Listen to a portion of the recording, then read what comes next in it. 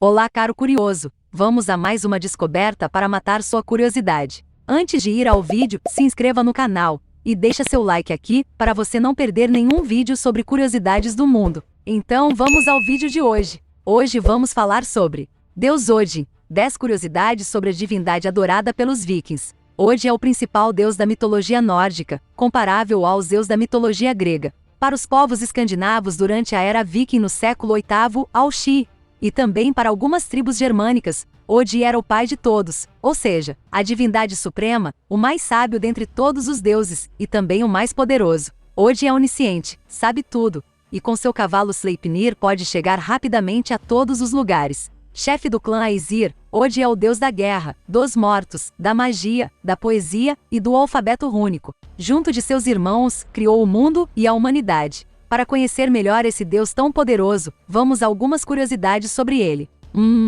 Odin era conhecido por muitos nomes. A lista de nomes pelos quais os povos escandinavos e germânicos conheciam Odin é extensa. Eis alguns, apenas alguns, desses nomes, de acordo com o historiador norueguês Peter Andreas Munch. YGG, o horrível. Gagnad, aquele que determina as vitórias. Erjan, deus das batalhas. Har, o alto. Bileig, aquele que tem olhos evasivos. Baleig, aquele que tem olhos flamejantes. Gaut, o criador. Valfater, pai dos mortos. Em alemão antigo, Odin era Wotan. Em inglês antigo, Woden. 2. Odin é filho de uma gigante e seu avô foi descongelado por uma vaca. Para entendermos como Odin nasceu e os eventos curiosos de sua genealogia, precisamos recuar à gênese dos primeiros seres da mitologia nórdica. Na mitologia nórdica, o primeiro ser vivo chamava-se Ymir, gerado a partir do encontro do vento frio com o vapor quente. Foi Ymir quem deu origem à raça de gigantes que povoou o mundo antes do surgimento dos primeiros deuses.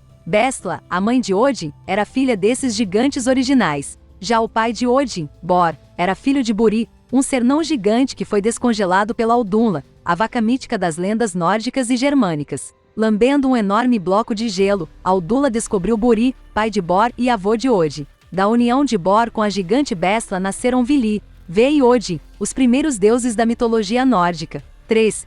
Odin criou o mundo a partir do corpo de Ymir, o gigante primordial. Ymir, a primeira criatura viva, responsável pela criação da raça de gigantes da qual a mãe de Odin fazia parte, foi morto pelos deuses. Não está claro por que os deuses fizeram isso. Uma das hipóteses diz que o gigantesco Ymir poderia pôr em risco a existência de outras criaturas e dos próprios deuses. O sangue de Ymir inundou todo o Ginnungagap, o enorme abismo que existia antes da criação do mundo. Era tanto sangue que formou-se um verdadeiro oceano, matando todos os gigantes que lá existiam. Só um casal de gigantes sobreviveu. Esse trecho do mito de criação nórdico faz lembrar a narrativa do dilúvio da Bíblia. Os deuses, dentre eles Odin, usaram a carne de Ymir para criar a terra. As rochas surgiram dos dentes e dos ossos do gigante. Já o oceano foi criado a partir do seu sangue. As florestas surgiram dos cabelos de Ymir, e as nuvens de seu cérebro. Ymir foi a fonte do mundo. 4.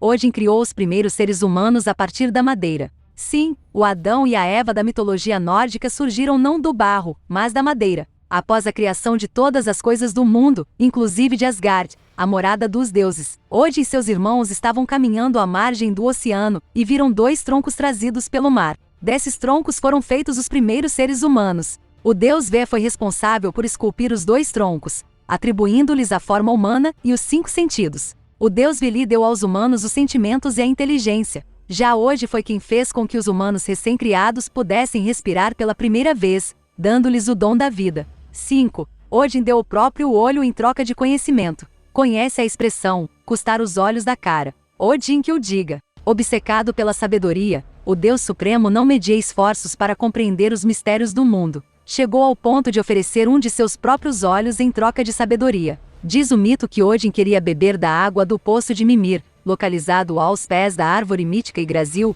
eixo dos 9 mundos na mitologia nórdica. Mimir, guardião do poço, era um ser muito sábio, e sua vasta sabedoria se devia à água do poço. Diante do desejo de Odin, Mimir propôs uma troca. Odin só poderia beber da água mágica se sacrificasse um de seus olhos. E foi o que Odin fez. Arrancou um de seus olhos e o atirou ao poço, e por fim conseguiu provar da água da sabedoria. 6.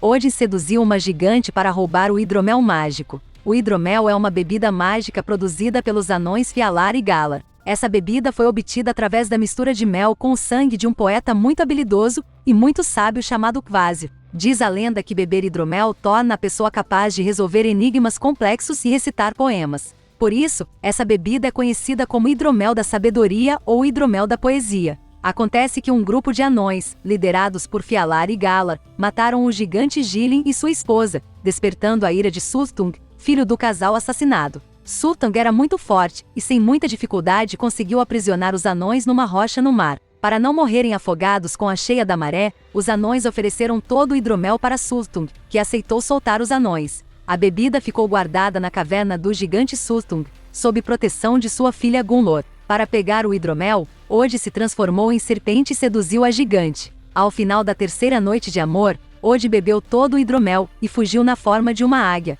Depois, vomitou o líquido em jarros levados pelos deuses. Foi assim que os deuses obtiveram o hidromel. 7.